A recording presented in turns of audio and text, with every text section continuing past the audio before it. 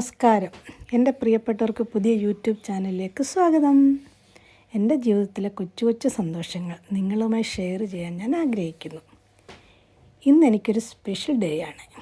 എനിക്ക് 2 മക്കളാണ്, അച്ചുവും കിച്ചും. ഇന്ന് എൻ്റെ അച്ചുവിൻ്റെ ജന്മദിനമാണ്. എൻ്റെ ജീവിതത്തിൽ എനിക്കൊരുപാട് സന്തോഷം തോന്നിയ നിമിഷമാണ് അച്ചുവിൻ്റെ അമ്മയായ നിമിഷം. ഇന്ന് ഞാൻ രാവിലെ ഞങ്ങളുടെ അടുത്തുള്ള ശ്രീകാര്യം ഇളംകുളം മഹാദേവ ക്ഷേത്രത്തിൽ പോയി. എന്നോടൊപ്പം എൻ്റെ മകൾ കൂടി ഉണ്ടായിരുന്നു. മകളെന്ന് പറഞ്ഞാൽ എൻ്റെ അച്ചുവിൻ്റെ ഭാര്യ. എൻ്റെ അച്ചുവിൻ്റെ കല്യാണം ഈ ജനുവരിയിലായിരുന്നു. അച്ചുവിൻ്റെ വൈഫിനെ ഞാൻ വിളിക്കുന്നത് അഞ്ചുമോൾ എന്നാണ്, അഞ്ചിത എന്നാണ് പേര്.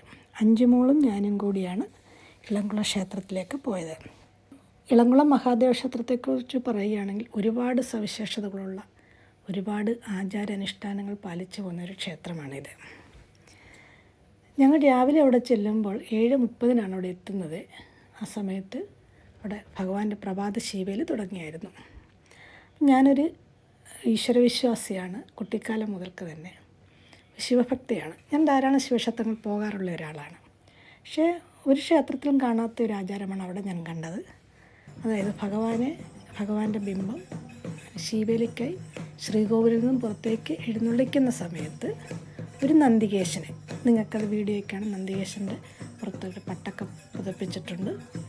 നന്ദികേശനെ ശ്രീകോവിലിൻ്റെ പുറത്തുള്ള കൊടിമരച്ചുവട്ടിൽ ശ്രീകോവിലിന് അഭിമുഖമായി നിർത്തിയിട്ടാണ് ശ്രീകോവിലിൽ നിന്ന് ഭഗവാന്റെ ബിംബം ശീവേലിക്ക് പുറത്തേക്ക് എഴുന്നള്ളിച്ചത്. അത് ശീവേലിയൊക്കെ കഴിഞ്ഞ് ഭഗവാൻ ശ്രീകോവിലിനകത്തേക്ക് കയറുന്ന സമയത്ത് ഈ നന്ദികേശൻ കൊടിമരച്ചുവട്ടിൽ വന്ന് ശ്രീകോവിലിന് അഭിമുഖമായി നിൽക്കുന്നുണ്ടായിരുന്നു. എനിക്കതൊരു പ്രത്യേകത തോന്നി. കാരണം ഞാൻ വേറെ ക്ഷേത്രങ്ങളിലൊന്നും അത് കണ്ടിട്ടില്ല. പിന്നെ ഇവിടുത്തെ വിശേഷ ദിവസങ്ങളെന്ന് പറഞ്ഞു കഴിഞ്ഞാൽ ശിവരാത്രി, കുംഭമാസത്തിലെ ശിവരാത്രി, ധനുമാസത്തിലെ തിരുവാതിര, എല്ലാ മാസത്തിലും 2 പ്രദോഷം. ഇവിടെ വളരെ വിശേഷപ്പെട്ട പൂജകളൊക്കെ നടക്കാറുണ്ട്. പ്രദോഷ ദിവസം എല്ലാ മാസത്തിലും 2 പ്രദോഷത്തിനും ദീപാരാധനയ്ക്ക് ധാരാളം ഭക്തജനങ്ങൾ എത്താറുണ്ട്. വൃതാനുഷ്ഠാനങ്ങളോടുകൂടി എത്താറുണ്ട്. നല്ല തിരക്കാണ് ദീപാരാധന സമയത്തൊക്കെ. ഞാൻ പോകാറുള്ളതാണ്. പിന്നെ അവിടെ ഉപദേവതയായിട്ടുള്ളത് ഹനുമാൻ്റെ കോവിലെന്ന് പറയുന്നത് അമ്പലക്കുളത്തിന് നടുവിലായിട്ടാണ് അത് സ്ഥിതി ചെയ്യുന്നത്. അവിടുത്തെ പ്രധാന വഴിപാടുകളെന്ന് പറഞ്ഞു കഴിഞ്ഞാൽ വെറ്റിലമാല, നാരങ്ങാമാല, വെണ്ണ സമർപ്പണം ഇവയൊക്കെയാണ്. ഇത് വേറൊരു പ്രത്യേകത എന്ന് പറഞ്ഞു കഴിഞ്ഞാൽ ഇവിടെ ശ്രീകൃഷ്ണൻ ഉപദേവതയായിട്ടുണ്ട്.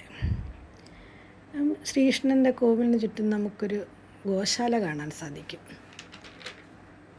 അത് വിവിധ ഇനത്തിലുള്ള ഗോക്കളെയും അവിടെ കാണുവാൻ സാധിക്കും. ഞാനിതെങ്ങും വേറെ ക്ഷേത്രങ്ങളിലെന്തും ഇങ്ങനെ കണ്ടിട്ടില്ല. ഇങ്ങനത്തെ ഉള്ളതായിട്ട് എനിക്ക് അറിയുകയുമില്ല. ഇവിടെയാണ് ഞാൻ കണ്ടിട്ടുള്ളത്. നമുക്ക് നല്ലൊരു കാഴ്ച തന്നെയാണത്. കേരളത്തിന് പുറത്തുള്ള സംസ്ഥാനങ്ങളിൽ നിന്നുള്ള, വിവിധ സംസ്ഥാനങ്ങളിൽ നിന്നുള്ള വിവിധയിനം ഗോക്കളെ നമുക്കിവിടെ കാണാൻ സാധിക്കും. ചെറിയ കിടാക്കൾ മുതൽ വലിയ ഗോക്കൾ വരെയുണ്ട്. അതൊരു പ്രത്യേക ഒരു സന്തോഷമാണ്. നമുക്കുള്ള ഭക്തിയും ഭഗവാന്റെ ഭക്തിയോടൊപ്പം തന്നെ ഒരു സന്തോഷം കൂടിയാണത് ഇവരെയൊക്കെ കാണുന്നത്. ക്ഷേത്രത്തിലുള്ള ആൾക്കാർ തന്നെയാണ് ഇവരെ സംരക്ഷിക്കുന്നത്. പുറത്തുനിന്നുള്ള ആഹാരങ്ങളൊന്നും അവർക്ക് കൊടുക്കാറില്ല. പുറത്തുനിന്ന് ആരും എന്ത് കൊണ്ടുവന്നാലും കൊടുക്കാറില്ല. ക്ഷേത്രത്തിനകത്ത് തന്നെയാണ് അവരുടെ കാര്യങ്ങളെല്ലാം ചെയ്യുന്നത്. ഒരുപാട് സന്തോഷങ്ങൾ തോന്നിയ നിമിഷങ്ങളായിരുന്നു ഇത്. ഇത് കണ്ടപ്പോൾ എനിക്ക് സിനിമയിലെ 4 വരികളാണ് ഓർമ്മ വന്നത്. ഗോക്കളെ മേച്ചും കളിച്ചും ചിരിച്ചും കേളികളാടി പദമാടി, ഗോക്കളെ മേച്ചും കളിച്ചും ചിരിച്ചും. ഇനി എനിക്ക് ഒരുപാട് സന്തോഷമായിരുന്നു ഈ നിമിഷങ്ങൾ. ഞാൻ പറഞ്ഞല്ലോ, മറ്റ് ജില്ലകളിലുള്ളവർ ഭക്തജനങ്ങളോട് എനിക്ക് പറയാനുള്ളത്, നിങ്ങൾ എപ്പോഴെങ്കിലും തിരുവനന്തപുരത്ത് ക്ഷേത്ര ദർശനത്തിനായി വരുന്ന സമയത്ത് ഇളംകുളം മഹാദേവ ക്ഷേത്രത്തിലൂടെ ദർശനം നടത്തണമെന്ന്. പിന്നെ വഴിപാടുകളൊക്കെ നടത്തി, ദർശനമൊക്കെ നടത്തി വീട്ടിൽ വന്നു, പാൽപ്പായസമൊക്കെ വെച്ചു, കേക്ക് മുറിച്ചു. ഇന്നത്തെ ദിവസം വളരെ സന്തോഷത്തോടു കൂടി കടന്നുപോയി. ഇനി ഇതുപോലുള്ള വീഡിയോയുമായി ഞാൻ വരുന്നതായിരിക്കും. ഇതെൻ്റെ ആദ്യത്തെ വീഡിയോ ആണ്. തെറ്റുകുറ്റങ്ങളെല്ലാം നിങ്ങൾ ക്ഷമിക്കണം. അടുത്ത വീഡിയോയിൽ ഞാനത് കറക്റ്റ് ചെയ്യുന്നതായിരിക്കും.